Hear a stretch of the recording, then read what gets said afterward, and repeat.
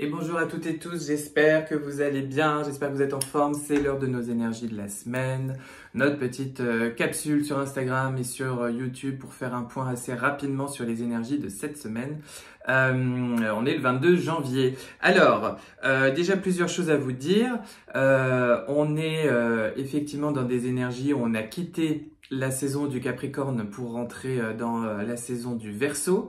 On a quitté cette espèce de mood où on pouvait être un petit peu encore en introspection, chez soi, en ermitage, à réfléchir, à cranter, à poser nos bonnes résolutions, pour au contraire rentrer dans une énergie beaucoup plus active, beaucoup plus proactive, une énergie de concertation, une énergie de dialogue, une énergie de communication, d'ouverture sur les autres, sur le monde, des partenariats, une envie de, comme je vous en parlais dans mes guidances précédentes, de passer de vos bonnes résolutions, de vos belles résolutions à des bonnes et des belles révolutions à mettre en place avec cette énergie du Verseau, à ne pas se tromper aussi et à savoir se jauger dans ses limites, dans ses ressentis, dans les vibrations, dans les gens avec lesquels on est en contact pour bien à chaque fois se mettre sur la bonne sur la bonne fréquence, sur la bonne posture, sur le bon positionnement, en relation, en étroite relation avec ce qu'on a appris,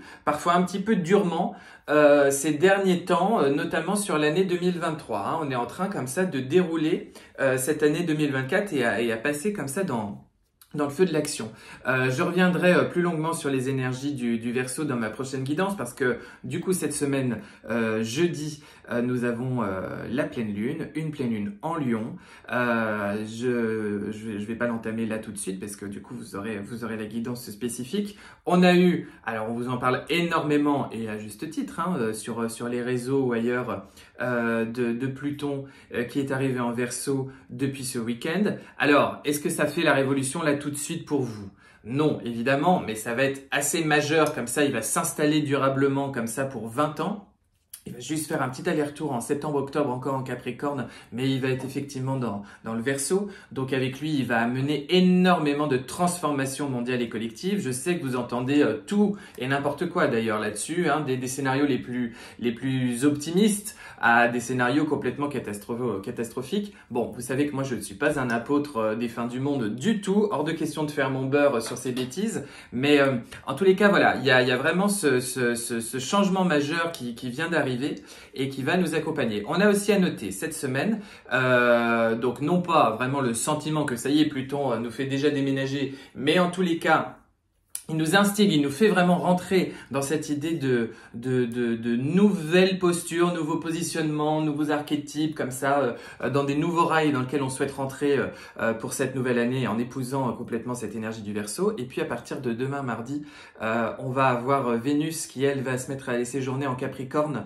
Après l'optimisme, l'envie d'optimisme du Sagittaire, notre Vénus en Capricorne, elle veut s'installer sur le long terme, elle questionne la relation à long terme, elle questionne l'amour vrai, l'amour ancré dans des systèmes de valeurs comme ça communs, dans une complicité. Donc soit vous allez être au contraire dans des énergies peut-être moins titillées par quelque chose de passionnel comme ça avec des hauts et des bas, mais au contraire beaucoup plus souple, beaucoup plus profond, beaucoup plus stable, soit dans une relation actuelle, soit dans une relation qui n'est pas encore présente, ou dans vos relations d'une manière générale, qu'elles soient sur toutes vos sphères affectives, de quelque chose voilà où on va être en quête de stabilité et de long terme. Bon, il est à noter que cette année 2024, elle sera pas en rétrogradation. Notre Vénus, elle va toujours être en mouvement direct. Ça indique que vraiment on va être sur une année où vous allez pouvoir avancer vraiment correctement. Vous n'allez pas être sur des moments où vous allez ni bloquer ni revoir vos copies, mais vraiment avancer dans toute la sphère de vos relations amoureuses et de la sphère de vos relations affectives. En tous les cas, demain, elle va se concentrer là aussi sur poser ses bonnes intentions et ses bonnes résolutions à partir de demain, notre Vénus, de bien nous faire poser des bonnes intentions, des bonnes résolutions à vivre et à expérimenter dans nos sphères affectives, dans notre sphère relationnelle, dans notre sphère amoureuse en 2024. Voilà, avec cette saison du Capricorne dans laquelle elle va séjourner un petit peu. Pour moi, on est sur une année où, pardon, sur une semaine, oh là là, où, comment vous dire, il y a peut-être des choses qui vous chagrinent, qui vous butent, il y a des sauts comme ça à aller franchir, il y a une sagesse à aller convoquer presque assez haut et à aller faire descendre pour pouvoir y voir clair, y voir jour et trouver l'espèce de bon positionnement qui ne vous fait pas trop souffrir. En tout cas, vous sentez qu'on est sur cette espèce de fil d'Ariane, sur cette corde où il faut pas basculer dans nos anciens schémas, dans nos parties les plus sombres, mais au contraire être dans un tout accueil, une toute transformation et aller vraiment s'instiller comme ça une très très belle année 2024. Il y a vraiment ce truc où avec ces changements d'énergie, c'est peut-être un peu confondant et bousculant là sur ce mois de janvier. Cette semaine, vous êtes invité à faire appel à votre sagesse et à votre hauteur pour au contraire pouvoir transcender le plus possible et trouver la bonne posture, le bon positionnement pour avancer. Ok? Allez, je me mets avec le tarot, 3 cartes comme d'habitude. La première, l'énergie générale. La deuxième, ce vers quoi vous tendez. Et la troisième carte, le conseil à suivre pour cette semaine. L'énergie générale de cette semaine, elle est à la 9 de bâton. Il faut tenir bon, les petits loups, peut-être de la fatigue, peut-être beaucoup de questionnements, une énergie comme ça, un petit peu en demi-teinte. On a plein de projets, plein de choses à mettre en place, plein de choses qui nous appellent, mais il y a un truc qui nous fatigue, qui nous alourdit, qui nous blesse, qui nous chagrine, qui nous questionne. C'est l'énergie où il faut tenir. Hein. On est un petit peu comme ça sur un truc où peut-être qu'on s'invite à se mettre encore un peu dans sa bulle. On réfléchit avant d'agir. On ne doit pas être dans une quelconque injonction, au contraire, hein, quelque chose d'extrêmement structuré, d'extrêmement réfléchi. On fait attention à pas retomber dans les pièges de l'ancien. On fait attention à bien appliquer les leçons qu'on a durement apprises et acquises ces derniers temps, parce que là, on nous demande vraiment de le mettre en place, ou alors on va se revivre un petit revival, un petit reset d'anciens cycles. Donc, on fait attention à ça.